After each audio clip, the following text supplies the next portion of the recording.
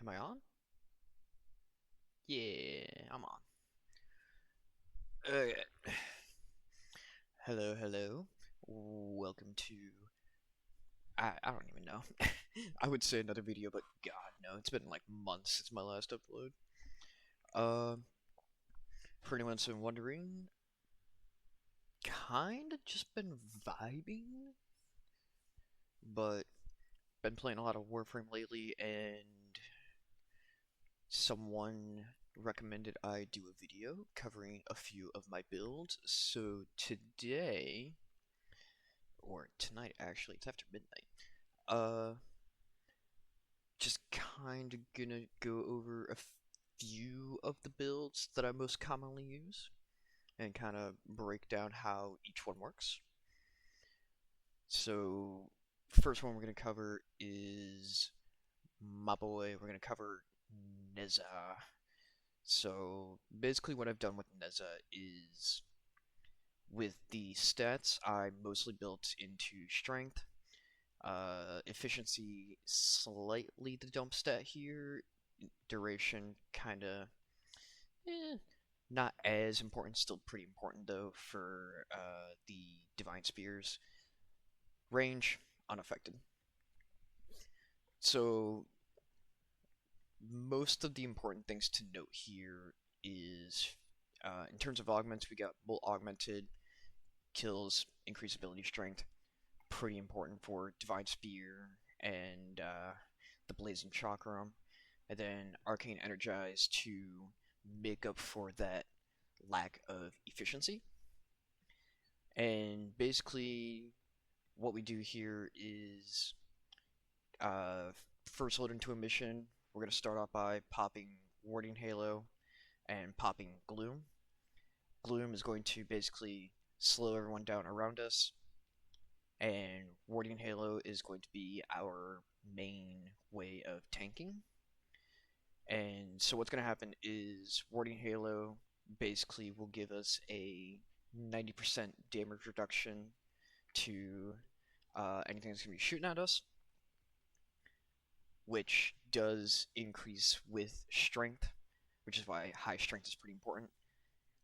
It also, um, with the absorption multiplier, also increases how much quote unquote overshield we get with the warding halo.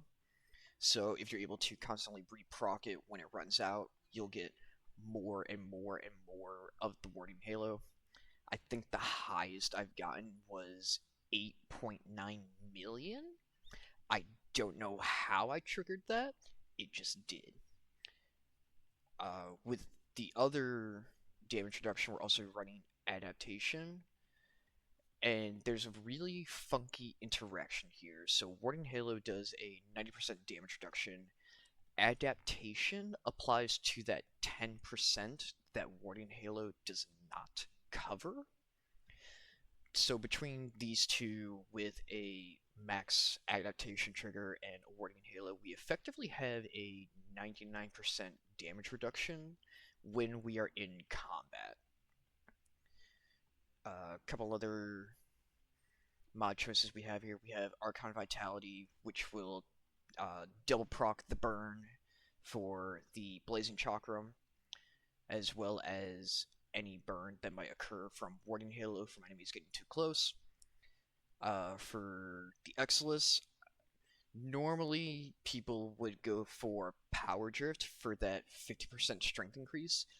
I opted to go for Controlled Slide, mostly because I just don't like the extended slide that Nezha gets from his passive.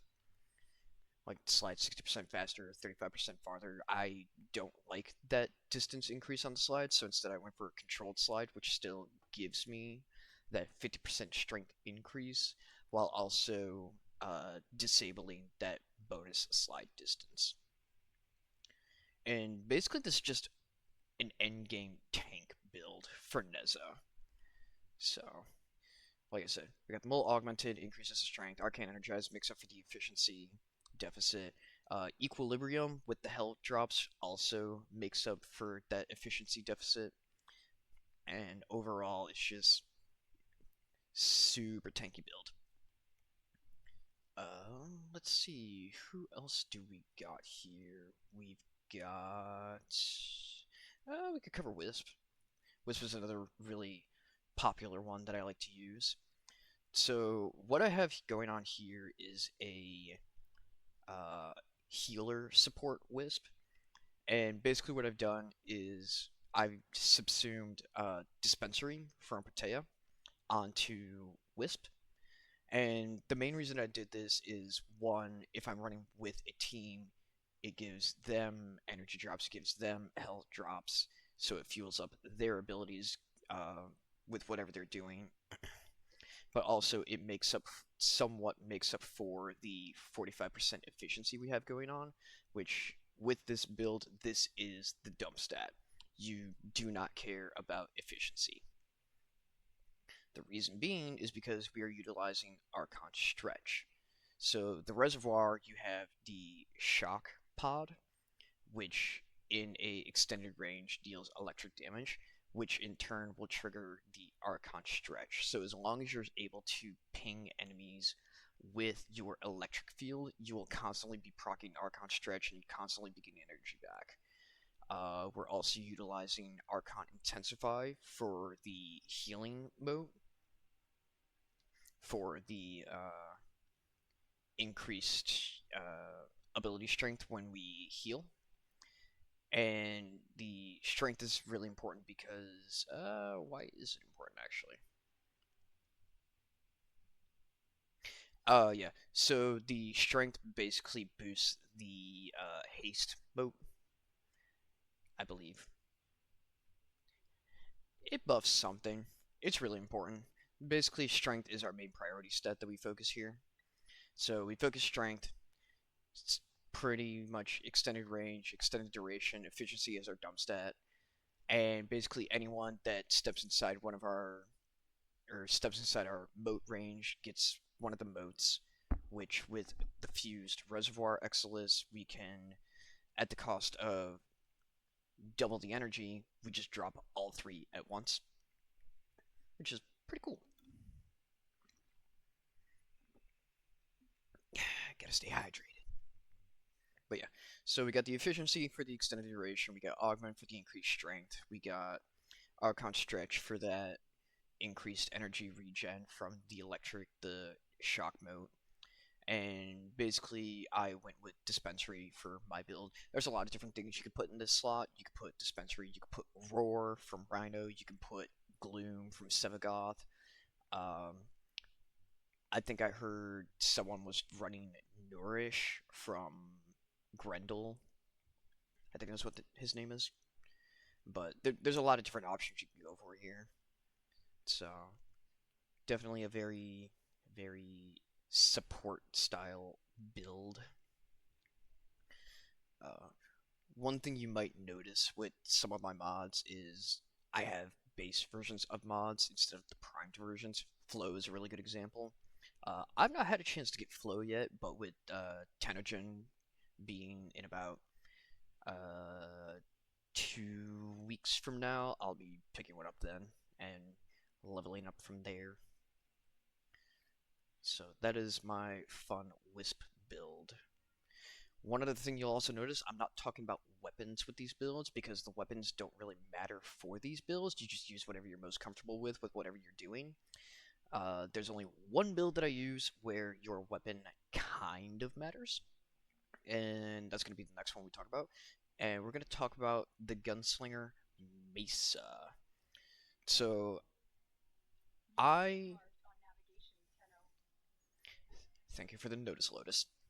So I opted not to go for a regulators build, but instead I opted for a uh, damage buff build. And basically what I mean is, so this entire build revolves around buffing the shit out of your secondary. And so basically what we're going to be using is, in our abilities, we've got Shooting Gallery as a basic skill, extra damage, jammed guns for 65% increase.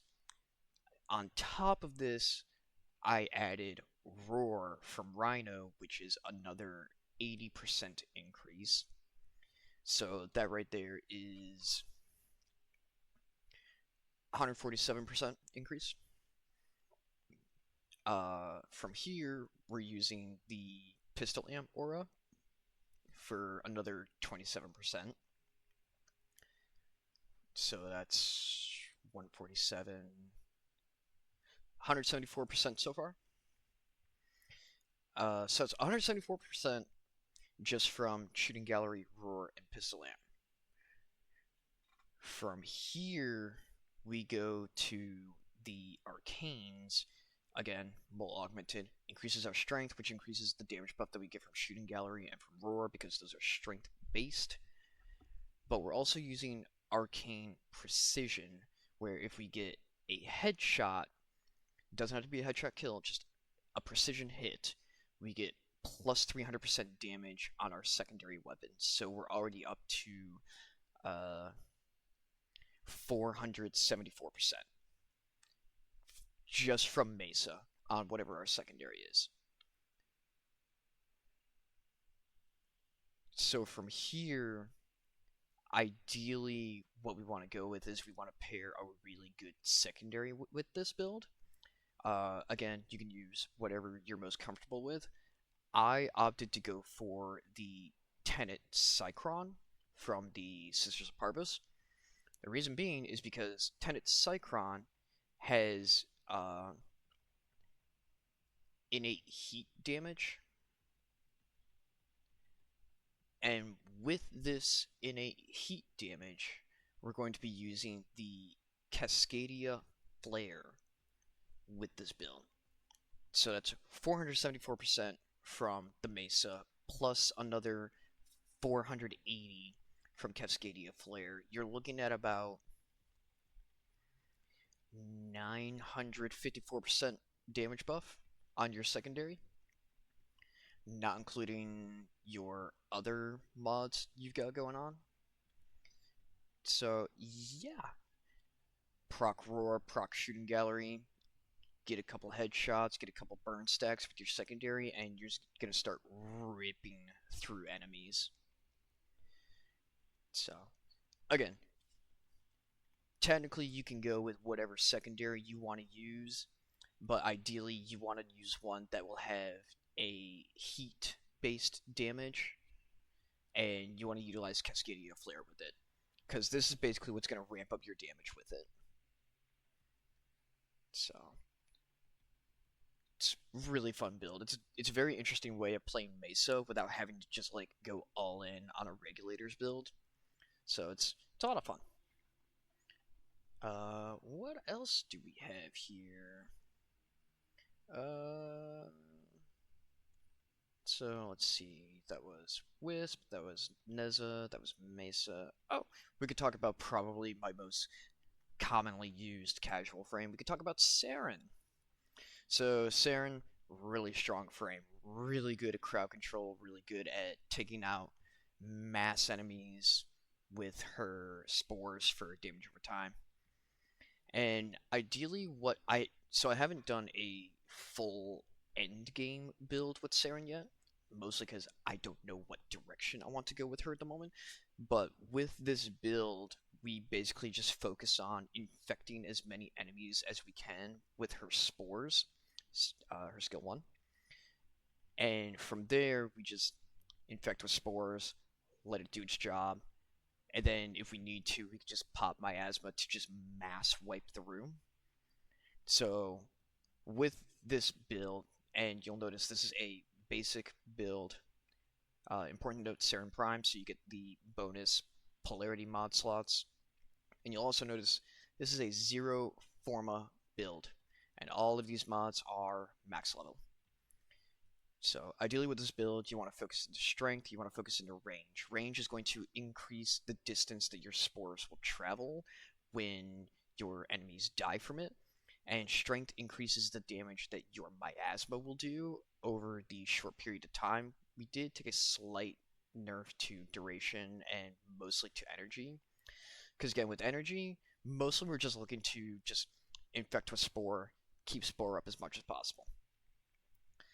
And you'll notice that with this build, with the Spores build, with how quickly you can kill enemies, we can rack up Molt Augment stacks fairly quickly.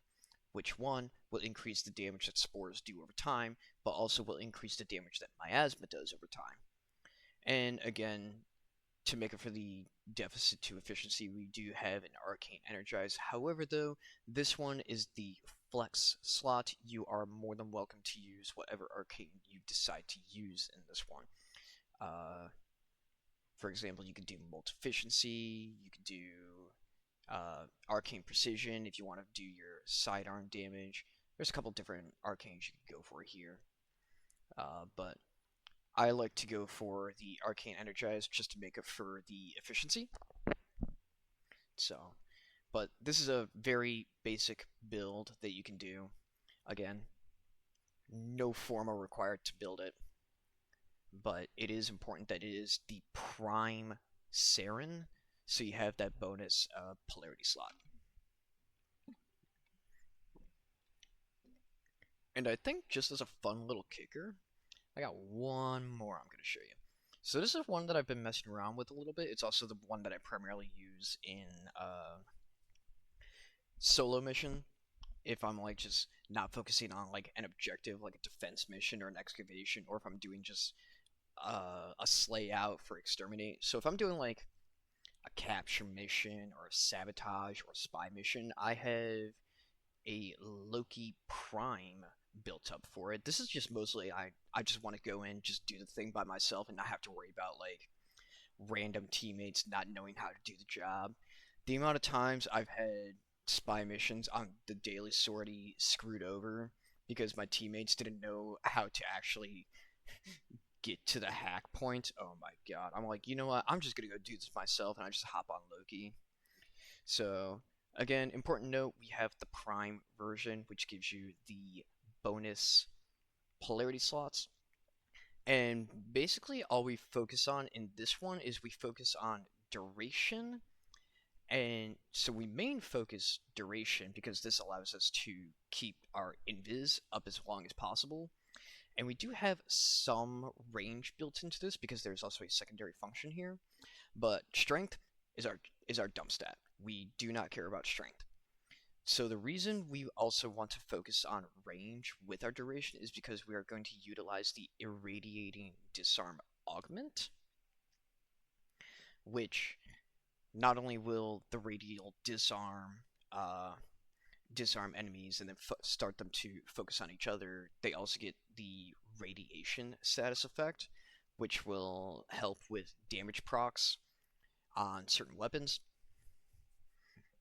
But if you don't have irradiating disarm, you don't really need it for what this build wants to do, but it's definitely a very good add-on to have.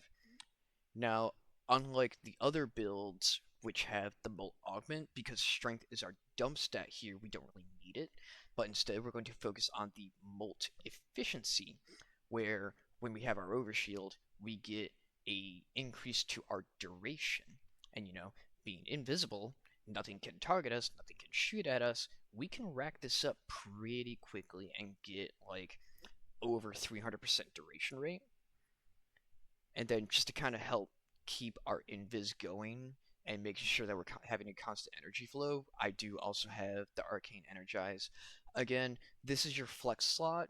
If you're not having issues with energy and your invis uptime, you can go ahead switch to something else that you want to use. But other than that, Arcane Energize, always a good selection. So, but yeah, like I said, mainly we're just focusing on duration with this build with a little bit of range because the radial disarm, pretty good.